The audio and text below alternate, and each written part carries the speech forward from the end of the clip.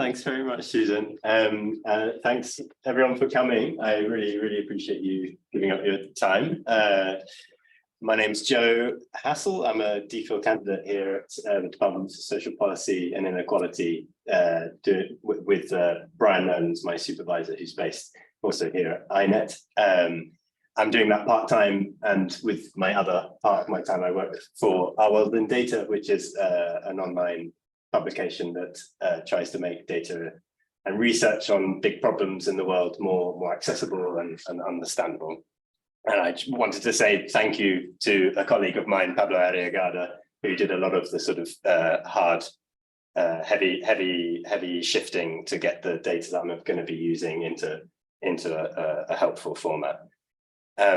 Great. I'm going to be presenting on this topic, triangulating a global view on inequality. Please feel free to just put your hand up and ask any questions as we go. I've made the classic mistake of putting too many slides in, so I'm gonna have to go at a fair lick and arbitrarily cut things out.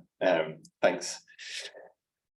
So global inequality. What do I mean by global inequality? I think there's a useful distinction to be made here. It's I'm borrowing a bit from Branko Milanovic, though tweaking it somewhat. This sort of three-part definition. One concept you might think of is just looking at the average within country inequality across a bunch of countries. So if you have 100 countries, 100 Gini coefficients, you take the average. That's one sense in which you might take a global view. Another concept two would be if you were then weighting by population in these different countries. So conceptually, the difference there is, in the first one, you're giving the experience of the average country. In the second one, you're giving the experience of the average person, the inequality within the country of the average person. So the sort of conceptual difference there.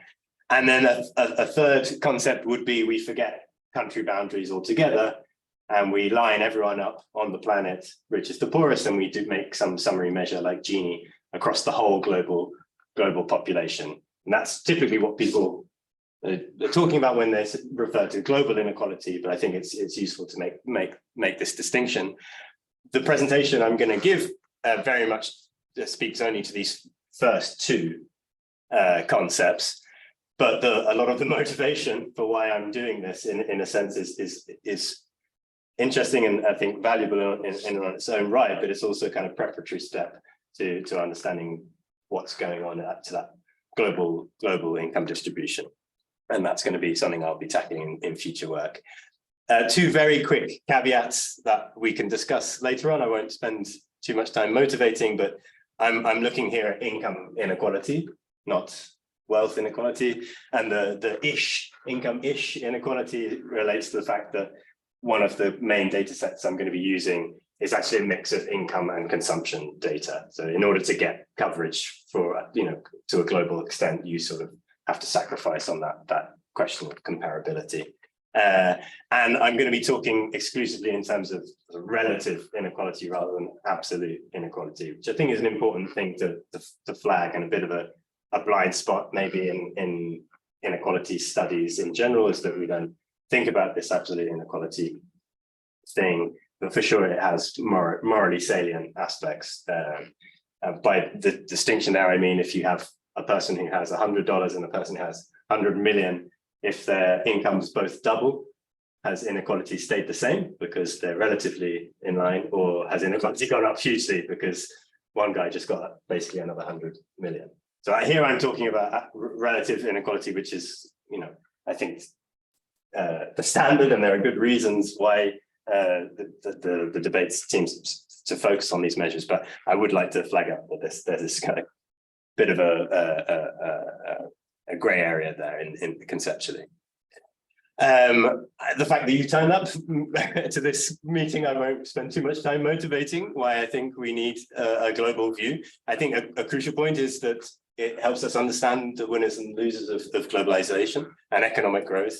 It can help inform national or international policy, understanding like the opportunities or the limits there. If you have many countries that seem coming from a similar economic situation but have very different trends in inequality, you learn something maybe about policies that they might be using to, that might be shaping that, and vice versa. If you see the same pattern across very, very different countries, maybe you then begin to shift the discussion to questions at the international level.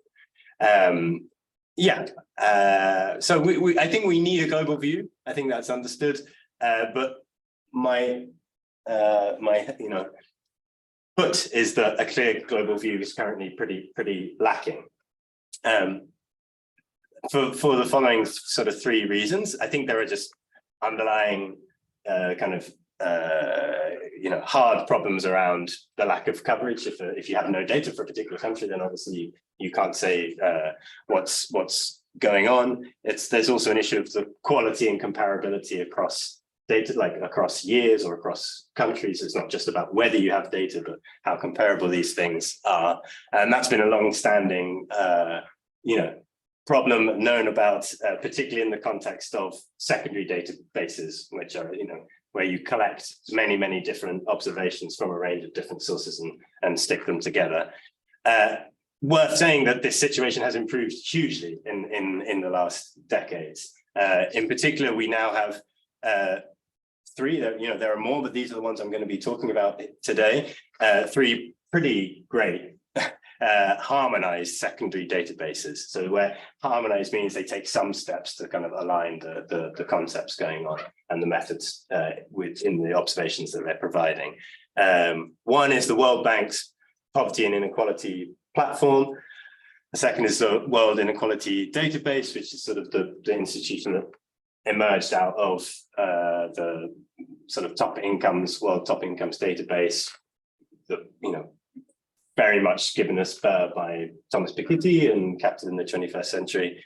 And a third database called the Luxembourg Income Study, which has much lower coverage than the other two, but has the advantage of providing access to microdata, so you can ask more questions of it. I'm going to skip that one. I think a sort of my departure point for this talk is that we are in somehow a better place than ever before to be able to have a global view on inequality. And yet I think we're not quite getting all the sort of juice from that data in terms of understanding. And I think a part of the problem is that these different harmonized secondary databases, in some sense, live in different worlds of inequality measurement. And by that, I mean that there are many different methodological differences to do with the income concept or to do with the underlying data sources that get bundled together sort of as a package. And you have to sort of, to some extent, opt in to one package or another. And these different methodological packages give pretty different take-home messages on some very crucial questions about inequality and how it's evolved. So to elaborate somewhat, here's one world, the World Inequality Database world, a quote pulled from sort of their flagship publication from a few years ago.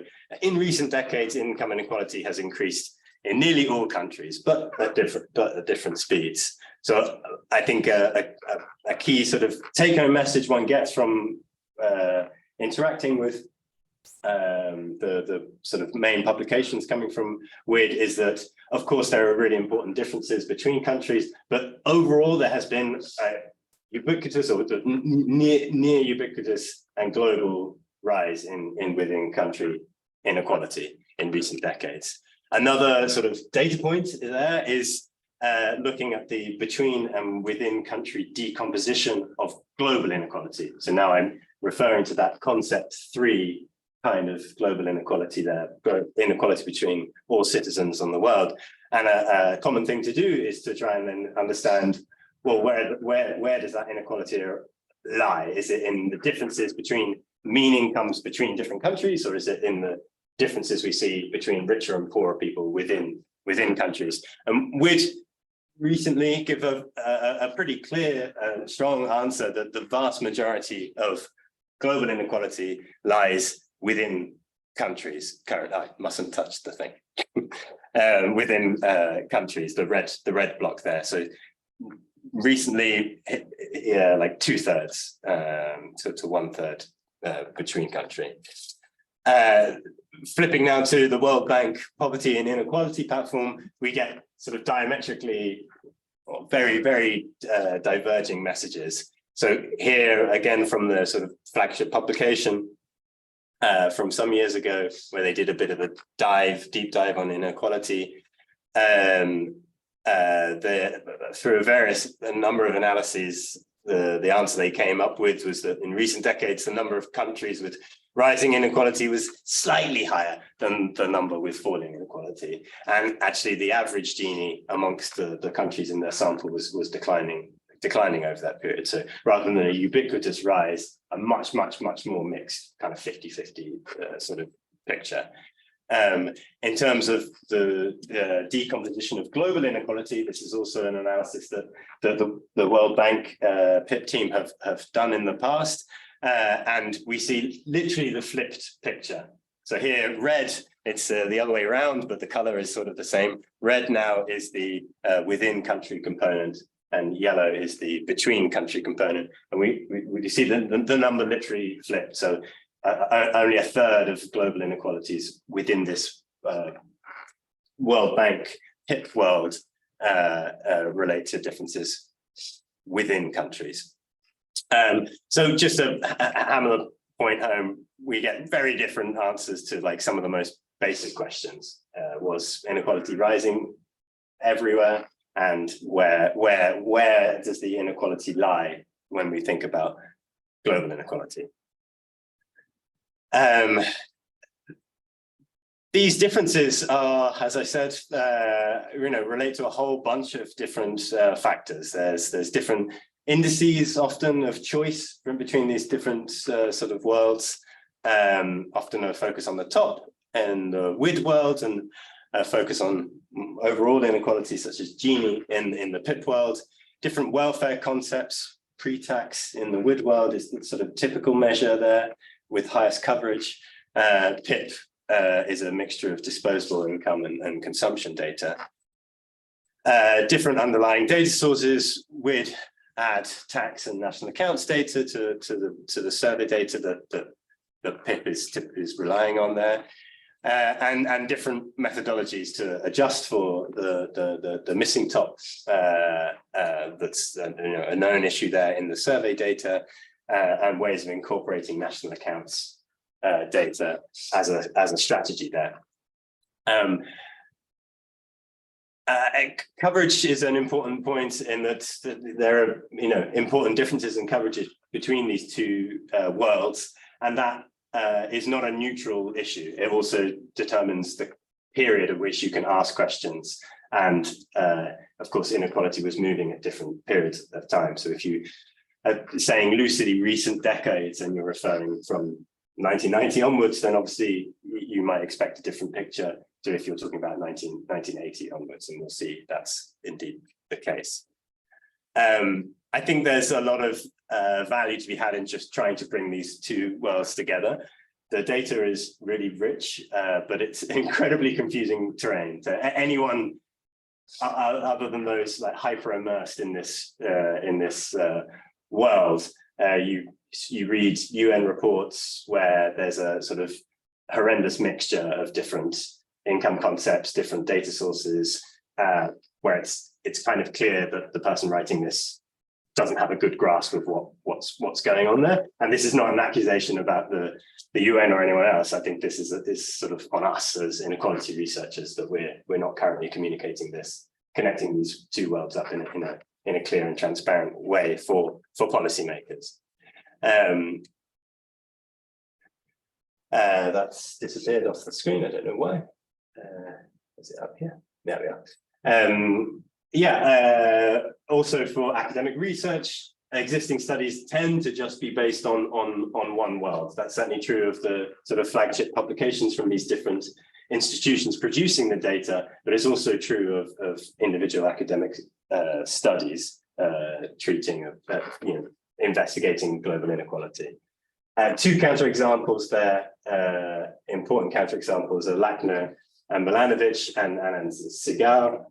They are incorporating sort of older version of the WID data to try and adjust for the survey data that gives them the better coverage there. A couple of points why I think there's room for improvement. One is that the focus in both these papers is very much just on global inequality rather than thinking about, well, what happened to within country inequality in a typical country or for a typical person. These are now somewhat out of date and you know, the estimates only go up to, say, sort of the mid 2000s and don't incorporate a much improved set of data now available at the World Inequality Database. So this is what I'm hoping to do with this paper, is connect up these two worlds a little bit. To do that, I'm going to try and line up what we can, the coverage, the time period, inequality indices, and to some extent the income concept. So this is just a very, very cursory glance based on, you know, trying to take a global view rather than doing very deep dives, aligning income concept in a very fine-grained way that colleagues, including Raffaella here, have been working on. So one step is just to line up what we can between these worlds, and another step is to then triangulate. You know, what don't we know? You know, what differences remain once we've lined up what we can? Can we learn what's behind those differences? Is it differences in particular countries or particular methodological choices? And then, more importantly, to gather together what we do know, what things remain true, irrespective of these remaining differences after we've lined up what we can. So I'm going to skip this. Coverage is an issue. It tails off very quickly through the 80s and 90s. So making a decision about when the period you're going to look at is pretty important. Yeah, of course. Why are the number of countries decreasing? So primarily because there's no data. So for many countries, there was not a household income survey, for instance, or like an organized way of collecting the tax data. So I think that's the main issue there. So once you get to into the 2000s, then there's a regular household survey happening in, you know, the vast majority of countries across the world. But prior to 1990, in particular, for instance, Sub-Saharan Africa, there's very, very few data points prior to 1990. And there are kind of different geographical gaps depending on exactly so what. Why is it decreasing later on? Yeah. Right up to the 20, just because it takes some time, right? Like if you run a survey, these surveys are often not conducted annually. So if you conduct your survey every 5 years, then do you see what I mean? Yeah. So if you conduct your survey every 5 years. So sorry, the crucial point here, I was skipping over here, is that this is not like per year. This is within 5 years of the year. So I'm grabbing observations around the year, precisely because there is an annual data from. So that's why it decreases after roughly 2015. Exactly. Makes sense. Right. So I end up just kind of picking two periods, sort of splitting my bets. One is to look at a period where there's very good coverage. That's the last sort of 20 years-ish. What I'm doing here is exactly what you just saw there, taking observations from 1995 or the closest observation within a given margin. So in this case, this is 1995 plus or minus three years, so around 1995. Apologies for the very ugly tables here, but we're going to look at a few of these. I'm going to explain it a little bit. You basically have two kind of higher level columns there. One relates to, in this case, the data from the World Bank, the top income, the top share of income going to the top 10%. So that's disposable income or consumption. And on the right, we have sort of the same measure from the World Inequality Database, where the income concept there is the World Inequality Database's concept of pre-tax national income. So there's sort of a pre-tax, post-tax difference here, but there are many other, as I was saying before, many other differences besides here. But this is very much not comparing like for like in many different respects. I'm within each of those groups, just plotting a range of different descriptive statistics broken down by world region. So first we just have the unweighted, simple unweighted average in the 2 years respectively, then the weighted average in the 2 years respectively, and then a very sort of rudimentary but intuitive measure of was inequality rising or falling or stable, where stable here is somewhat arbitrarily defined as plus or minus 1 point. And then some indicators of population coverage. So just to point out, so population coverage here is pretty good. So globally, we have like 85 to 90% of the global population covered. We have around 100 countries, but currently in this table, what you're looking at is not the same countries necessarily in each of the two sources. This is just give me every data point that you've got in each of the two sources respectively. At the next step, so this change here, I'm imposing that now only show me countries where there are data points in both data sources. So the population coverage drops a small amount, but the number of countries covered drops by about 20 or so. So from 100 to more like 80 countries. Sorry, I'm going the wrong way. And to make the point that the drop in coverage there when we align between these two data sets is like not uniform across regions and source, and it's not uniform across whether inequality was rising or falling in the different data sets. So in particular, in the PIP data, in imposing that we throw out any observations that are not also available in WID, we throw out a huge number of Latin American and Caribbean countries and a significant number of sub-Saharan African countries, both regions in which there was quite considerable falls in inequality within the PIP data. So just to make that point that this is the coverage issue is not totally without, it binds in some ways. So some key differences that we can spot, like an obvious one I think is worth stating. My focus here is going to be on trends, but inequality is much higher in the WID world than the PIP world. So we have top 10% income shares of 40-ish at the global level rather than 30 or a little bit lower, and you see that replicated across all regions.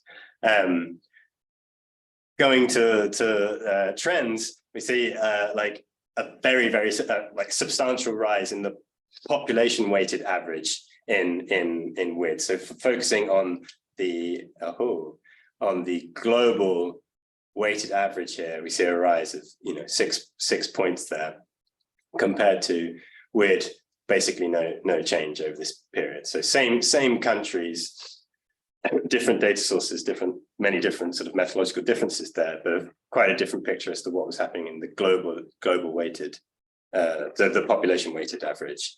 But there is also a bunch of similarities here. Notably the number of countries sort of rising and with rising and falling inequality here, also in the WID data, is pretty similar, right? It's kind of, we're much more in, I think, a 50-50 kind of world in this, looking at this, and that's something that you see in the PIP data, though, with a fair few more countries with falling inequality than rising over this time.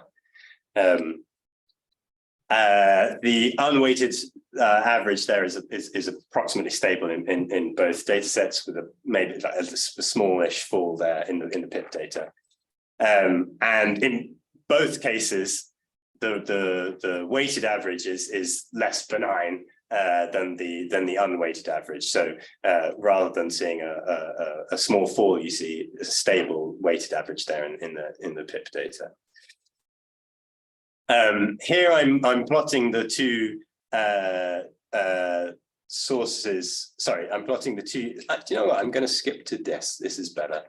So what I'm doing here is taking the change between the 2 years in each data source and then plotting them against each other. So on the horizontal axis there, you have the change in the WID data for the top 10% share, and in the PIP data, on the y-axis, you have the change in the PIP data. So one thing to observe is that there are indeed more countries below the line than above the line. That means inequality was rising more or falling less in the WID data for more countries than it was the other way around. For sure, that's an important difference there. Though I think it's easy to focus on these countries that fall very far from this line. So I don't have a mouse. So this is countries like India, China, Nigeria, Russia, Mexico, where there's a very large gap. That's this distance here in the change between the two data sources. But I think it's also worth focusing on the many data points, and in fact the majority of data points that actually fall pretty, and surprisingly to my mind, close to that line, given how many, how far conceptually these two measures fall apart. To me, that's a surprising and somewhat reassuring observation that, say, 2/3 or 3/4 of these data points fall within a couple or a small number of percentage points difference in terms of their perception of the change over time. Yeah, so a question around, you'll have noticed I framed that in terms of the top 10%. Much of the story, much of the motivation behind the methodologies that the team at the World Inequality Database have been developing comes around from concern for what's happening at the very top, not just the top of the distribution, but the very top. So here I take a quick look at now, rather than a PIP data set and a WID data set, I have two WID variables here. One is the one on the left, the one we were just looking at, and the one on the right is the top 1% share. And I think it's worth pointing out that for this period, the last 20 years-ish, yes, there are some differences for individual countries. So here, Latin America is a region that stands out. There's not particularly great coverage in terms of the number of countries, where we see a smallish fall in the unweighted average in the top 10% share, and a fairly substantial rise in the top 1% share. But across other regions, that's not what you see. You see general, a surprising level of agreement there. If we could just look at the global numbers, so roughly stable weighted average and roughly stable weighted average there in both the top unweighted average in both the top 1% and top 10% share. I think that's an interesting observation in and of itself, and also motivates my continued use of the top 10% share, which is a lot easier to obtain from the PIP database. So most of the discussion moving forward is going to be based around comparisons of top 10% shares. So that was sort of the period from the 90s. How am I doing for time? Okay. Now, obviously, it begs some important questions in that much of the most interesting periods of world history from a perspective of trying to understand inequality came before that, right? Like structural adjustments, collapse of the Soviet Union, liberalization in various aspects. So it's picking 1995, like in some ways, is very much open to the claim of sort of question begging. The motivation being there to get good coverage. So here I sort of take the opposite track, and I sacrifice coverage in order to go somewhat further back to a sort of more relevant, to capture a more relevant time period. So we're seeing exactly the same thing. We begin with all countries available now, matching data points within 5 years of 1980 and 2018 in these two different data sets, still the top 10% share. Even before this step of aligning coverage, like between the data sets, as I've said, like the country coverage drops very substantially, and less so, but so does the population coverage. So we're all of a sudden we're now very much not talking so much about a global picture, and that's worth bearing in mind. An important difference here is we see like not just in a rise in the weighted average. I've lost my pointer now. But not just a rise in the weighted average, but also a pretty hefty rise in the unweighted average in the WID data that's just missing there, not apparent at all in the PIP data. And we see not just a large, but a really large rise there in the population weighted average in the WID data, whereas a far more benign, like modest rise in the PIP data.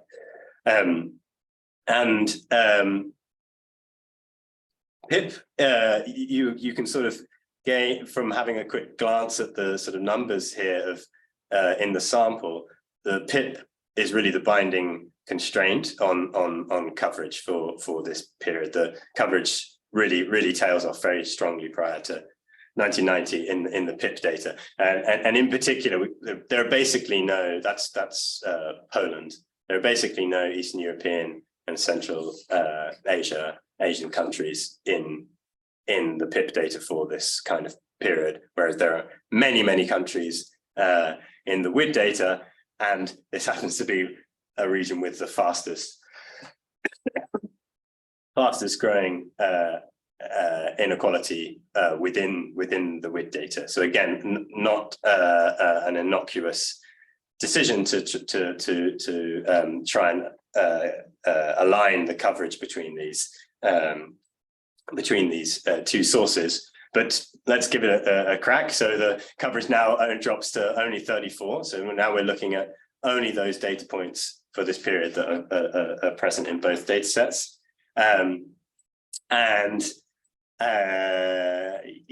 Aligning that coverage, that step does bring the two sort of worlds a little bit closer. We see a somewhat smaller rise in the global unweighted average in WID, so that brings a bit closer to the sort of stable figure that we see there in the PIP data. And we also get a somewhat more balanced split between rising and falling countries there in the WID data. But just very important to bear in mind that we're now just talking about very few countries indeed. And one very stark difference remains just looking at those countries, and that's just the huge rise in the unweighted average there. That's that far outstrips in the weighted average, that far outstrips the unweighted average. So that's the same chart that we were looking at before, but now with the pulling out the reference years from 1980, as we were just looking at. So we see far fewer dots, the coverage has fallen. But like in some sense, the take-home messages are similar. So this is the 34 countries which we can say something about inequality between 1980 and today-ish in both data sets. Again, the majority tell a sort of, I think, a surprisingly similar story, right? The majority of these, the majority of these data points fall like fairly close to this line of inequality of same change in both data sets, but there are a couple of very substantial sort of outliers, and they happen to be some of the most populous countries in the world: India, China, United States, Mexico. And that there is the sort of intuition behind that difference you see. Sorry, Joe. Yeah, of course. Hi. Just one clarification. On this graph, there is for WID, there is a pre-tax income, and for PAP, it's not pre-tax, after tax, right? Exactly. It's like either disposable income or consumption. Okay. Sorry, I missed this point before. Thank you. Yeah, that's always true of the PIP data. There's no choice there. Whereas we'll see in a second that there's a little bit more flexibility in some of the other sources. I do the same sort of robustness check there to have a look at the difference between the top 1%, the very top in WID and PIP, between these two, this new like more like extended time period.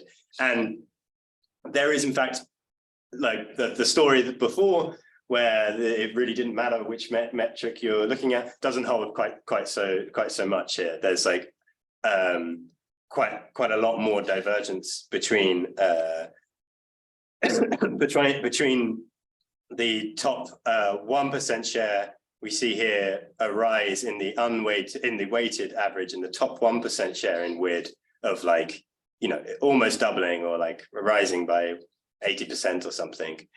Whereas here in the top 10% share, we're looking at a rise of say of a third. It's a very substantial rise, but far outdone by the rise that we see there in the top 1%. So there's a particular story there around what was happening in the 80s, I think. Particularly at the top, and particularly in the most populous countries in the world. And just to make the point that story, that difference there is also true if we restrict the sample to only those countries in WID that are also available in PIP. We still see this very large rise in the weighted average top 1% share, a much larger rise with respect to the top 10% share.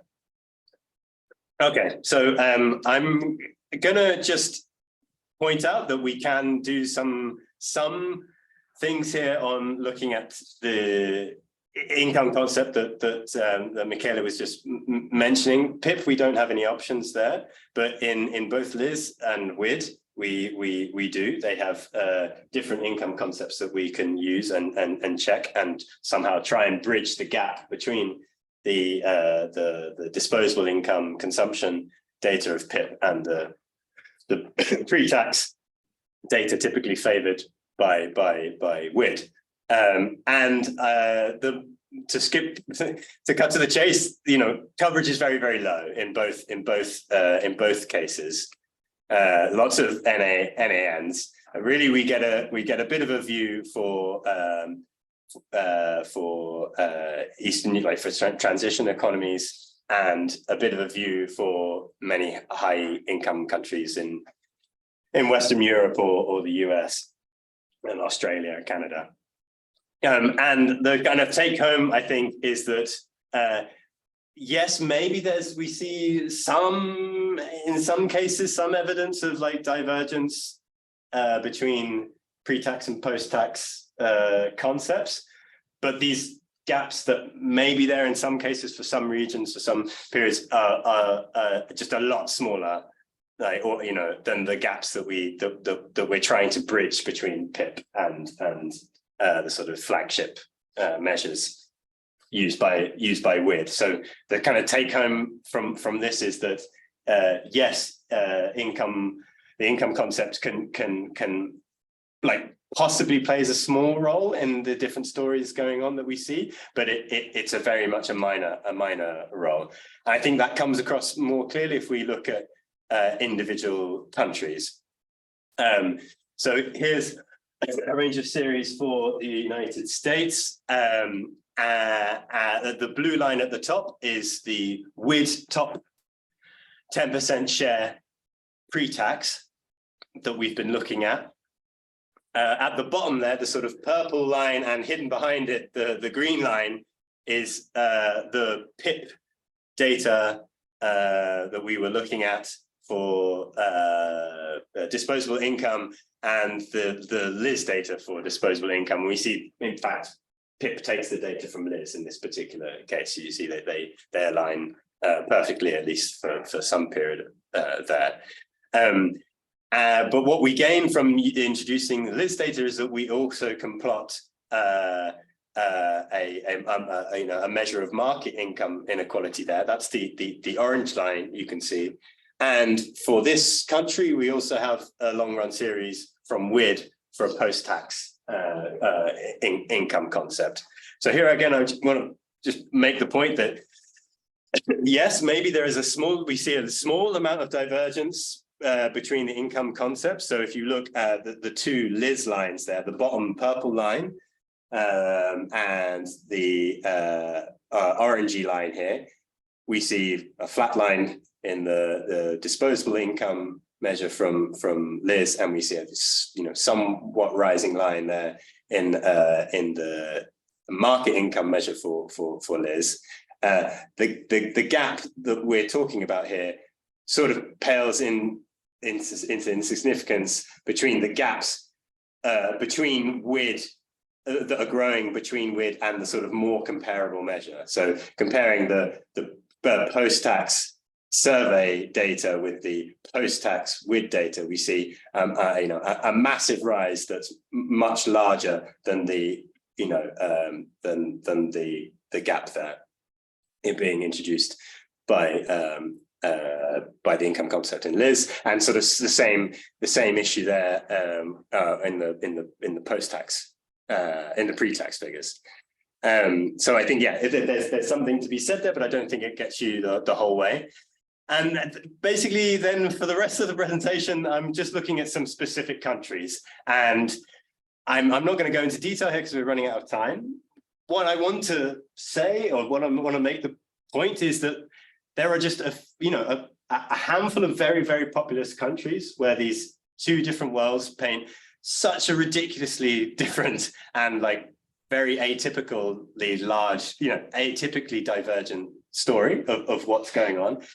And in many cases, these are countries where there are sort of idiosyncratic data quality issues going on. So here in Russia, there's been a lot of discussion about, can we really know anything about what was happening to inequality over the transition period? And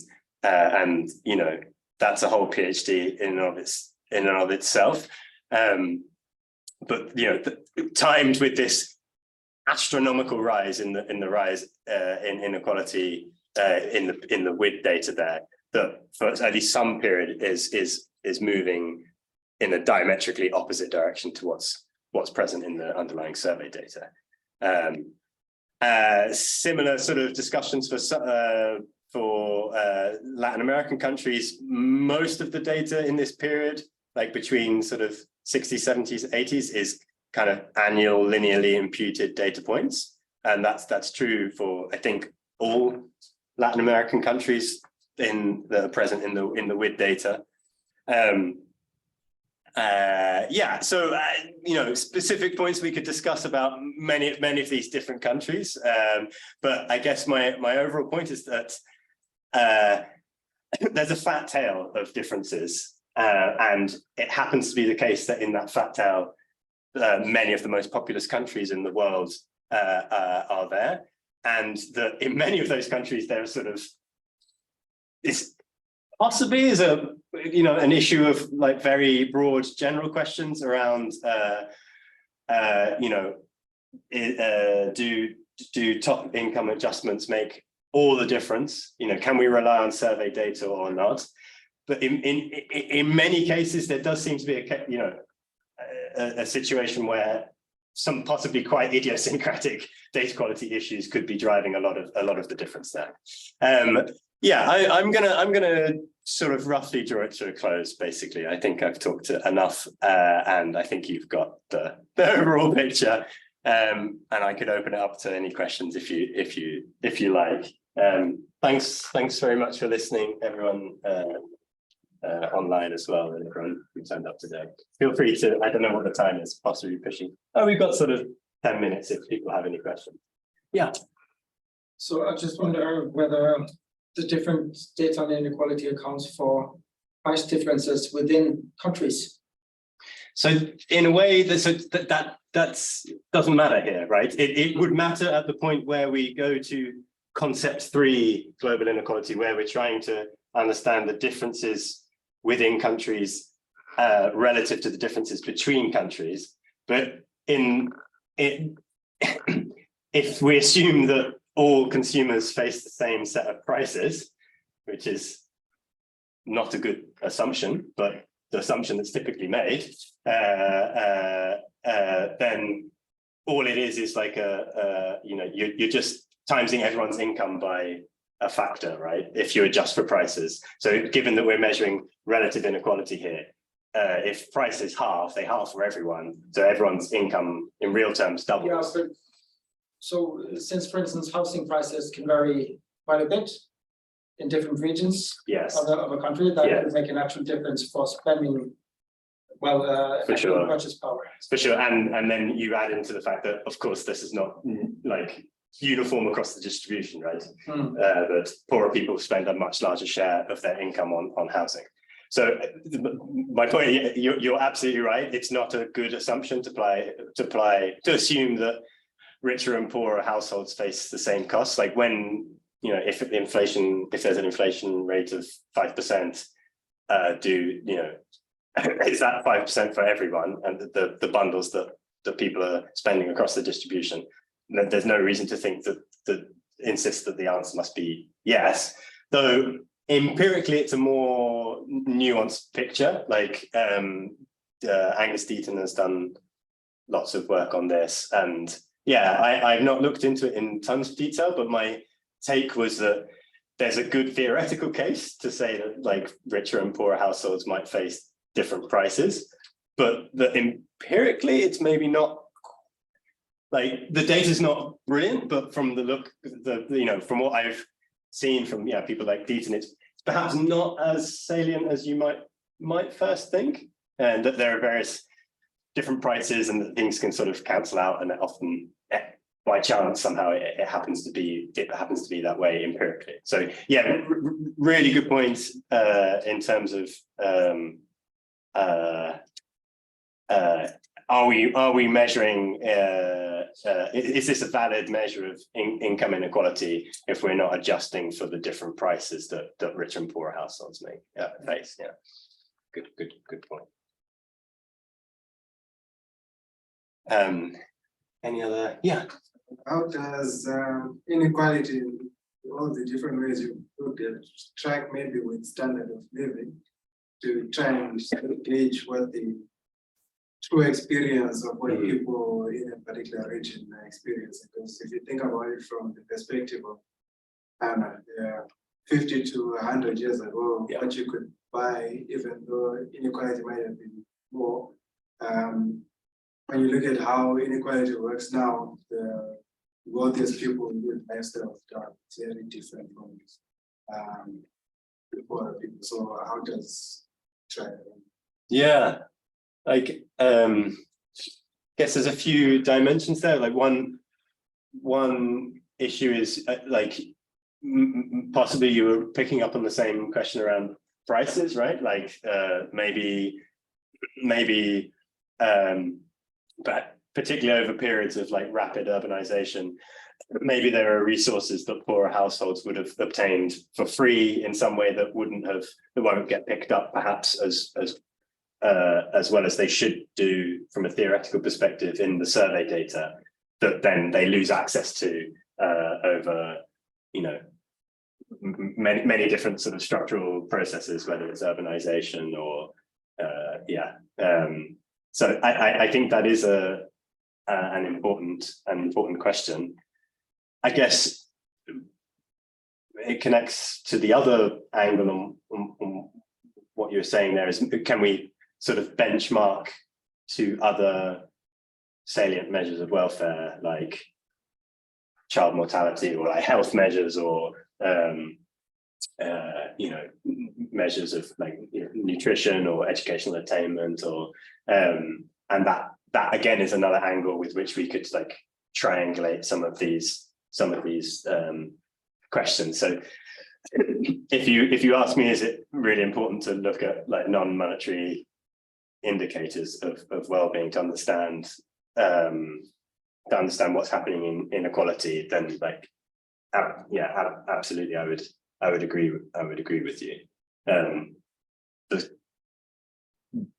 The short answer is yes, there is quite a strong correlation between income and many of these things that people care about. I think that's I think that's the case. But there's obviously a lot of noise there. So that two households with a similar income might have very, very, very different outcomes in health or education or many of the other welfare aspects that we might care about. So I think they're strongly correlated, income and many of the things we care about, things other than income, but with a heck of a lot of noise is how I would see that. I don't know if that engages with your question or not. A bit. If any other, Michele. I think there was Rafa before me. I don't know. Okay. I saw Rafa's hand. I mean, I was clapping, but I can discuss that later. Okay. So I mean, Joe, first of all, thanks for the presentation. That's very interesting in order to clarify some concepts and measurement things that are going around, and too many numbers that probably we face. Just two things. One is a question regards the I mean, also this may be a clarification. Isn't it possible to replicate all these comparisons that you made between the two data sets, but in terms of Gini index, right? Yeah, and it really so I did look at that, and Gini and 10%, like no difference, like top 10% share, like so the gap there, you know, there is a gap, I think, there coming out in that longer period between the top 1% and the top 10%. But if I do the same ugly table with Gini on one side from WID and top 10% share from WID, like I did it, and it's just very, very much the same story. So I guess that's the point, right? Like the Gini, you know, it picks up a lot of the distribution, but just like not the real, you know, it's at the real extremes where it's not particularly, you know. And secondly, it's just a more general comment. I would think that from your very helpful analysis, what I get is that in an ideal world, we would use an indicator such as the one by Palma to measure world inequality. Palma index takes the 10% and in a ratio to the 40%, the bottom so top 10% divided by the bottom 40%. Yeah. I mean, in an ideal world, we would take the top 10% from WID and the bottom 40% from PIP, because I mean, we know that the quality of the top is higher in WID and the quality of the bottom is higher in PIP. So I mean, I get if to push him a little bit, like I guess that's what I made this stupid mistake of putting all the boring slides and then not talking about the juicy ones at the end. But if I'm honest, like I'm with this, I'm pushing a bit on that. I think that's very clearly, like there are very clearly massive differences for, you know, a substantial minority of countries, right? That you know, in a depending on the period, you know, is like whatever, a quarter or something, or even maybe a third of the countries. They're like, you know, really juicy differences between the change that you see in PIP and the change that you see in WID. But like, I think it's worth bearing in mind the other 2/3 of countries, right? Where and particularly when we add the population weighting into this, then I guess my point here is I think if we're thinking about global inequality, where we're weighting by population, you know, my concern is that this is you know, a lot of these much more like, yeah, idiosyncratic sort of wonkish details about, do you pick this survey from this thing in Russia, or do you go for this, you know, like there's, you know, it would be many PhDs to actually understand like what's going on in each of these countries in a deep way. But my impression is that like that, I suppose that's my contribution here, is that I think there is like a particular effect happening with some like really wild differences in a small number of very populous countries that is really driving the like overall, the difference in the overall global view there. And so, yeah, the question is, like more is your statement more general, you know, that the WID is better at capturing the top. Like, obviously that's true in some sense, but is it like empirically relevant is the question. And I think there are, yeah, I think there are some questions that need digging in there. Mm-hmm. Thank you. Rafa. Thanks, Joe. I mean, this is a very interesting presentation. There's a lot to unpack, so I have several notes, but we can discuss them later. Regarding your last point, I think that's one of the main issues that's relevant to discuss, whether these big population countries are showing difference or not, and why is that? Because you could question the survey, sure, but you could also question the other sources of underlying data, the tax data, the national accounts, and so on and so forth.